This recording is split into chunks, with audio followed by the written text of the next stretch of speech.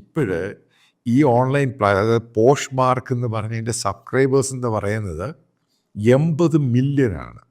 ഏകദേശം 8 കോടി ആളുകൾ അത് ലോഗിൻ ചെയ്ത് സബ്സ്ക്രൈബ് ചെയ്ത് സാധനങ്ങൾ വാങ്ങുന്നു. ഇതൊരു ഗ്ലോബൽ ട്രെൻഡായിട്ടങ്ങ് മാറി. അപ്പം നിങ്ങൾ ചോദിക്കും, എങ്ങനെയാണ് 2 പ്രാവശ്യം 3 പ്രാവശ്യം ഇഷ്ടമില്ലാത്തൊരു സാധനം ഓൺലൈനിൽ വിൽക്കുമ്പോൾ എങ്ങനെയാണ് അതിൻ്റെ ഇരട്ടി വില കിട്ടുന്നത്? രസമെന്ന് പറയുന്നത്, ഇതേപോലെയുള്ള സാധനങ്ങൾ തപ്പി നടക്കുന്ന ആൾക്കാരുണ്ട്. കാരണം അവർക്ക് ഇന്ന കളറ് വേണം, ഇന്ന സൈസായിരിക്കണം.